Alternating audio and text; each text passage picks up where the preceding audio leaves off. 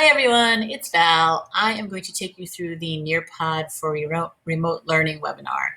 The slideshow that I created has a lot of interactive elements. So what I'm going to do is give you the code, which is right here. And if you wanted to experience this as I'm doing the video and you're going through, you can pause and you can respond. Or if you just want to watch this whole video and then go through it, that's fine too. But basically what you're going to be getting out of this video is experiencing Nearpod as a student and learning also how to log into your account, how to navigate to the homepage, searching for lessons and launching and sharing lessons, accessing reports, and finding help. So if you'd like to right now, if you want to go to nearpod.com, this is the student way of getting in. You can just pretend you're a student right now. You don't have to sign in as a teacher and put that code in right here. That will get you to the student-paced lesson and you'll be able to go through it as the video is running. Or you could just watch this video and then do that later. Either way, it's fine. So the time to climb is the first activity in the lesson that I put in. Time to climb is a lot like, kind of like Kahoot. So the students compare how they're doing as they're answering questions. And that is really good when you're doing synchronous learning. So in a live lesson, when you're maybe in the classroom or maybe you're all in the Google Meet together, that's a great activity for that. So you can go ahead and try that, but we'll get started in just the basics of how you as a teacher can get started working on it. So first off, I'm going to use the collaborate activity to find out how everyone is feeling about Nearpod. So the collaborate slide is a bulletin board or a cork board for people to be able to put their thoughts and ideas. So in this one, I just wanted you to introduce yourself and tell me what your Nearpod experience is. So if you never heard of it, haven't tried it, use it a few times. The great thing about Collaborate is that you as a teacher can decide whether you want the students to be able to just post and it automatically goes in, or to post something and you approve it. So you have the ability to see what they're posting before it gets shown to everyone else in the class. So that's a nice feature on Collaborate. Logging into your account as a teacher, you're going to go in with your Google account. You would click on that green box and go in as Google. The students will use class codes to access the lessons through this box. When you log in, you're going to have a home page that will be the first page that you see. The home page will have your created lessons that you've either created or you've found and you've saved showing in the main screen. You may not have many if you've never been in at all to Nearpod, but you will have this option here to create lessons in Nearpod or in Google Slides. And there's a beta form and video, but that's their main screen where your lessons are going to be housed. On the left side is your navigation bar. This top Nearpod will always get you back to this page. So whenever you are anywhere and you want to get back to this page, just click on the Nearpod logo and it'll take you there. You can see there's a join code right here. You can join a lesson that way too. If you're a teacher and you log in, but you want to join a lesson that was created, you can just click there and put the code in. And then we're going to go through some of these things on the left-hand side as we go through the slideshow. So first thing I want to talk about is searching lessons. So you can download and customize ready-to-teach lessons. They have 8,500 standard aligned lessons. That's a lot. So there's a way to be able to filter them and search through them. But all the lessons can be customized and edited, which is great. You can take things out, you can add things, you can just make it your own. If you can't find a lesson in the lesson library that you want to use, or if you just want to create your own, you can do that as well and just create one from scratch. The nice thing about these lessons is once their activities are put in and they collect the data, you'll be able to get the assessment data back very quickly and easily in the reports. And the students will probably 100% participate in this because it's a lot of fun for them.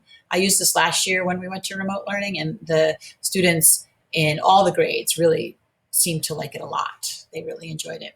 So launching lessons, when you are going to be doing a lesson with students, there's two ways to do it. You can launch what's called a live lesson, and you get a live lesson code. That's for synchronous learning so that the students are learning with you as you're teaching. It'd be good for in the classroom, or it would also work in distance learning when you use it with conferencing in Google Meet, and you can be also getting the feedback from the students as they're answering the questions in Nearpod.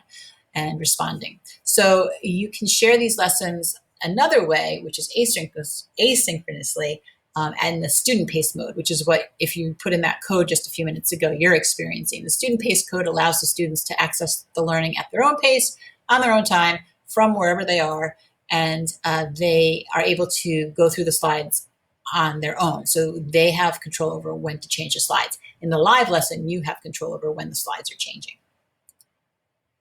So practice makes progress. If you want to try this, you can open up a third tab on your device, go into your teacher account, get in with Google, and go through these with me. The home screen is your library. So my library will be showing up here. That's where all the ones that you've saved are kept. There's a code section right up here to join a lesson in the teacher section. So you don't have to go in as a student. You can actually, as a teacher, go in and put a code in. So you can do that if you haven't done the code that I gave you earlier. And down below here are some things that we'll be talking about. One of those things is the Nearpod library. If you click on that right here in the middle section here, that will give you a searchable way to go through all of their lessons, and you can filter for exactly what you are looking for. Okay, so another collaborate activity.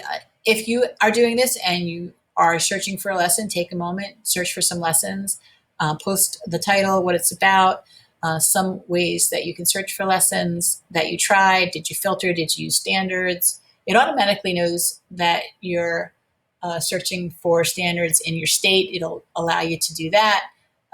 So tell me a little bit about how you experienced the search. Okay, reports. Accessing the reports is easy. The reports are on the left-hand side right under my library, and they will allow you to see, these are all the reports of the activities that I did last year with the students and their data.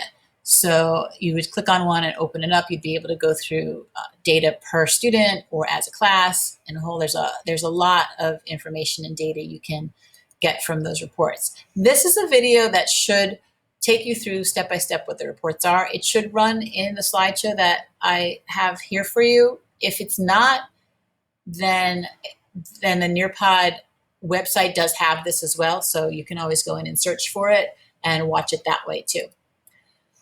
The more help section is fabulous. There is a teacher's resources section. It's right here. It's the bottom. You might have to scroll down to see it, but it's called Teacher Resources. And they have live lessons, on-demand webinars, FAQ sections, and a lot of blog posts that give you a whole bunch of information that will be helpful to you. And the two ways to search the lessons, to give the lessons out, there's videos on that too. So launching a live lesson in Nearpod is going to take you step by step through how to launch a live lesson. If you want to create your own lessons, this is sort of the next step. Once you get comfortable with Nearpod, you might want to make your own lessons up. You can use Google Slides or the Nearpod site to create interactive lessons with lots and lots and lots of content and activities. So the content are videos you can put in. You can have the class go on a field trip. There are ways to put a slideshow inside the slideshow, the Nearpod slideshow. You can do web content that will take them right to the web. They won't have to type in an address. There's a whole bunch of stuff in content you can explore. And then the activities are great. You've experienced some of these already. We did the Collaborate board and the Time to Climb. Some of the other ones are great. The open-ended questions is fabulous because you can have the students type your answers, or they can also now record them, which was great for the little kids who didn't want to type and couldn't really type. They're able to record their answers, which was great. Matching pairs and memory tests, those are great for test prep or study. Fill in the blanks is a nice thing that you can create your own fill in the blanks. You can copy and paste text in from another source, which makes it easier. A poll is a great thing to take the temperature of the class. Quizzes is great for the assessments and getting information. You can even incorporate Flipgrids into this. And Draw It activity is a great activity that you can allow the students to draw over any type of slide or any image that you want to put in there. So this video takes you through some of those activities and gives you a little bit of an idea of what they look like. So after having experienced all that, or maybe after going back and going through the Nearpod as a student, what do you think? How do you plan to use it? Anything you found interesting would be helpful to know. And I think if you're like me, you're going to really enjoy this. And I think that the students are going to really enjoy it. It's a great thing to use both in the classroom and virtually.